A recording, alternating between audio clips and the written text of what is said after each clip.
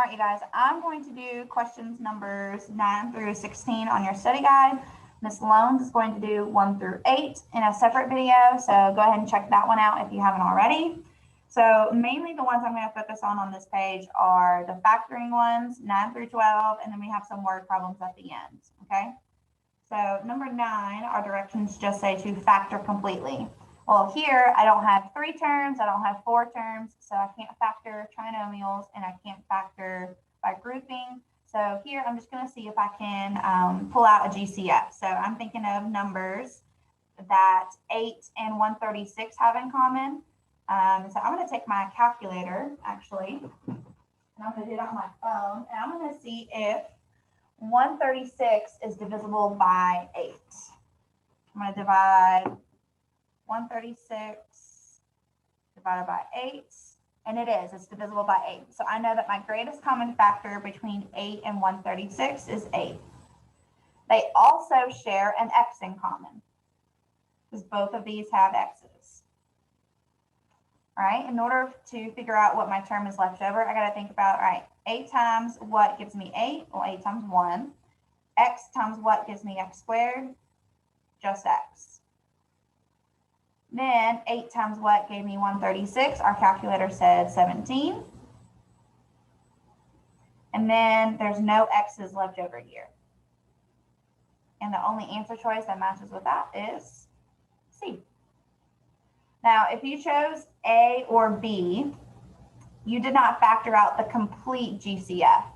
2 and 34 still have something in common. They still have 2 in common. So these 2 would have earned you partial credit. Really, mainly B would have earned you partial credit, okay?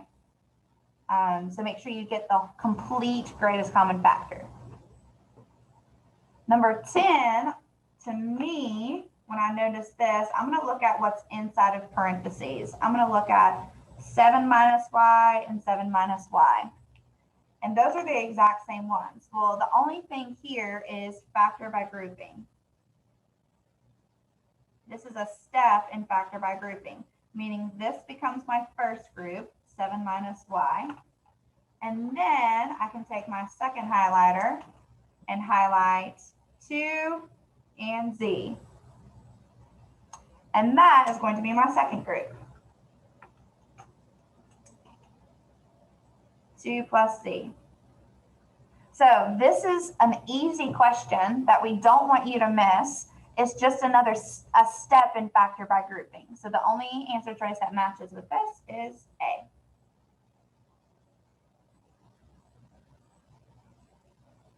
Number 11 has us factoring as well, finding the roots of the equation.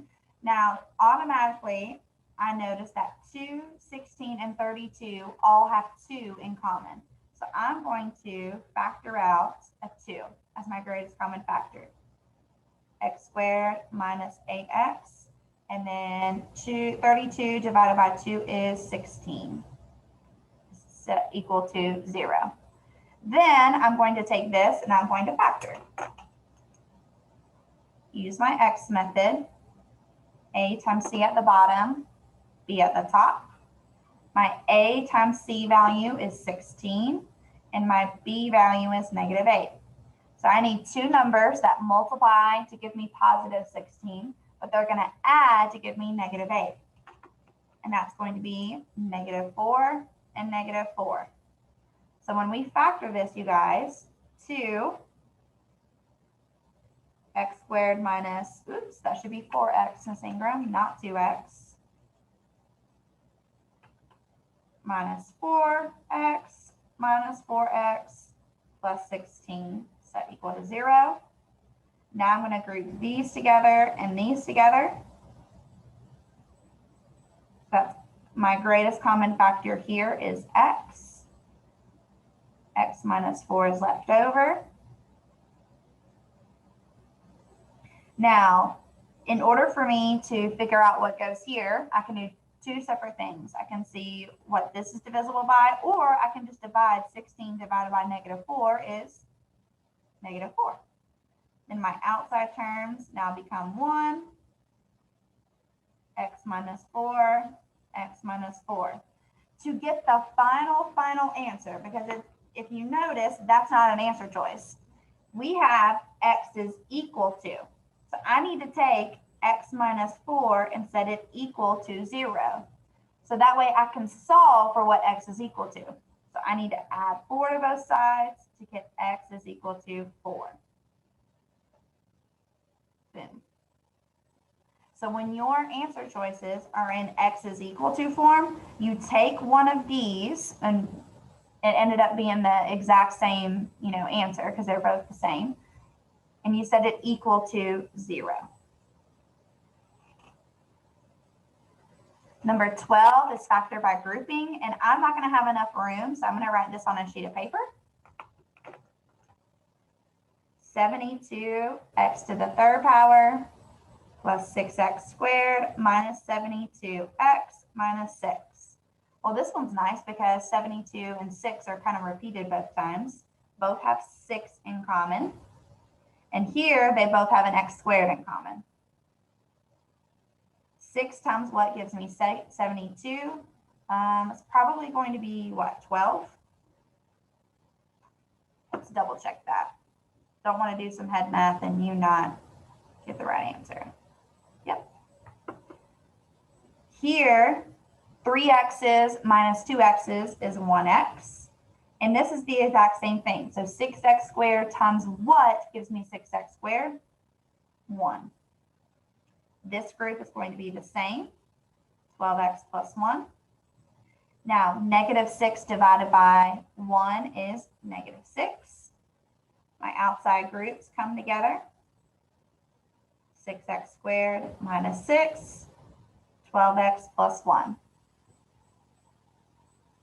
All right, make sure that when you group them the first two here, just like we've been practicing,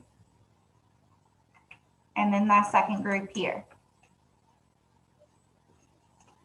All right, that's how we figured out the GCF for this one and the GCF for this one. Okay, so let's see what answer choice matches that. Ooh.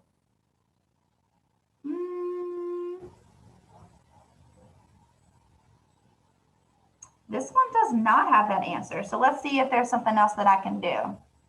Okay. I can factor out a 6 right here.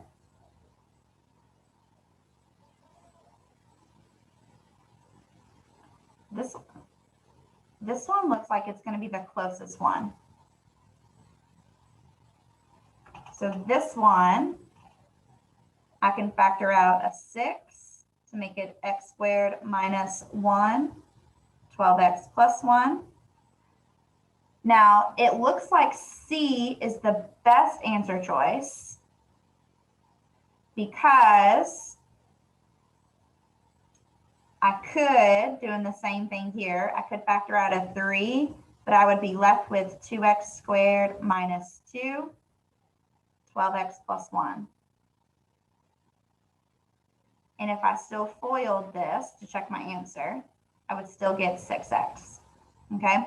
This one is probably the correct answer choice, the one that's completely factored, but if you got this, this would have been the right answer, okay? So that one is actually not an answer choice that's on your study guide, but it's probably the best answer. All right, so C would have been the best answer, but if you got this, both of them would have been correct. Either one of these. This one's the best answer, but if you got this one, that one is fine too. All right, now moving on to number 13. So we are evaluating for f of 2. So I'm going to go to, I'm not even going to read the word problem. All I'm going to do is read the question first. Evaluate for f of 2, meaning I need to see what the answer is at 2. So I'm going to go to 2 right here, and it looks like it is 144. So 144 is my answer. So if my x is 2, my y is going to be 144, okay? Now, let's read what this is actually about. So a ball is thrown into the air from an edge of a 48-foot high cliff, which is why we start here at 48. It eventually lands on the ground and it's shown in height feet from the ball after X seconds. So here we're talking about seconds. Here we're talking about feet. Okay, and this is all about a ball thrown. So using the same situation in the same graph, we're going to evaluate what the value of f of 2 means in the problem. So thinking about this, at 2 seconds, because remember, this was all about seconds, this was about feet in the air. At 2 seconds, the ball is at 144 feet, is what we're thinking about. Because remember, we're at 2, 144. So this is all about seconds. This is all about feet. So the only answer choice that matches with that is A.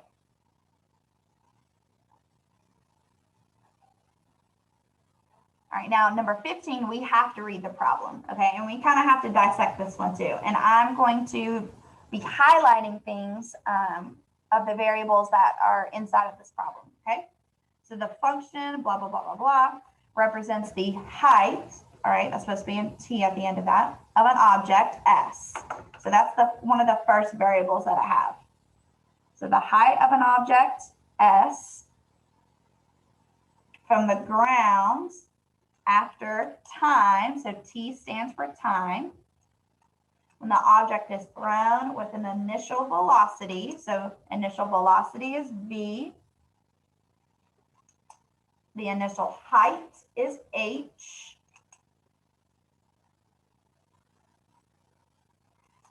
and a is acceleration due to gravity, which is 32. All right, so we need all of these things labeled. All right, so it looks like we're looking for S. We have V, we have T, we have H, and we have A. Well, the question already tells me what A is. A is 32 feet per second squared. So 32 feet per second squared. All right, now let's see if anything else is given to us. A baseball player hits a baseball 5.5 feet above the ground, okay?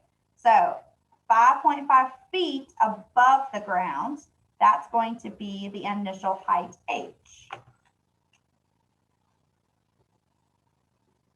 All right, then it talks about the initial velocity of feet per second. So for velocity, that is going to be feet, 65 feet per second.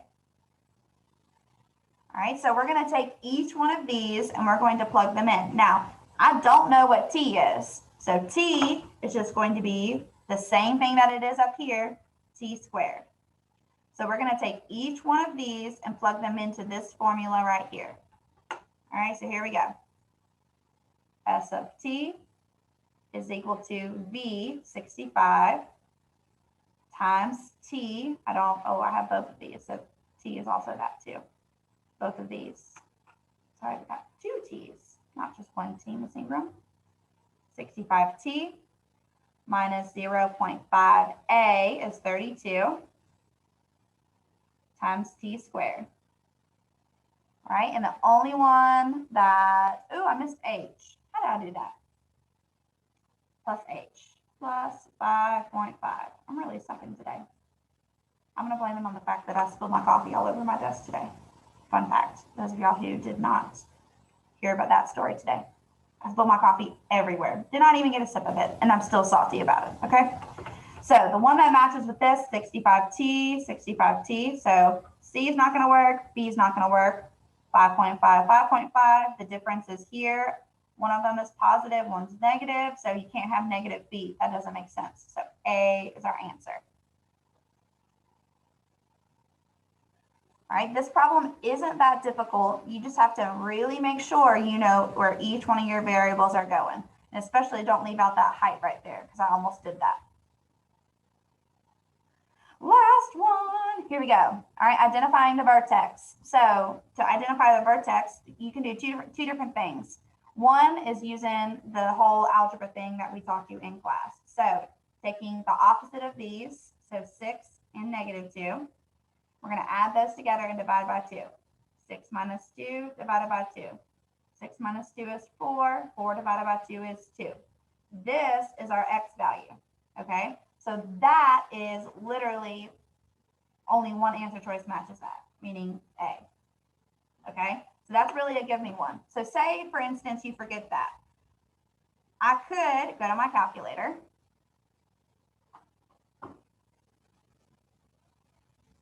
My husband's at the door, so if you hear something, that's him. All right, we're going to go to y equals, and we're going to plug this in. -2,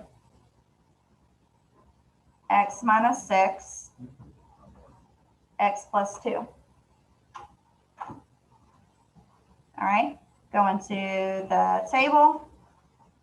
What is this? I wasn't even typing. Oh my gosh, I quit. -2, x plus 6. Oh, x minus 6, missing room. Go back. -6, x plus 2. There we go. All right, and we can zoom out. Or I can go to the table and I can see if that is actually a value. So if I go down here to 232, -32 is this way. That's not even an answer choice. That's not even a thing on here. 6, 2 or -6, 2 is not on the graph, or 6, 2. That's also not on the graph. So the only one that's on the graph is actually this, okay? Now, if you wanted to actually look at the vertex, you would have to zoom all the way out because these are big numbers. And you can see that it's up here over this way and up kind of this way. So you can kind of estimate that it's up there close to 30 and kind of close to 2. So this one, if you look at the actual graph, you're not going to be able to see it exactly, but if you go to the table, you'll be able to see it, okay?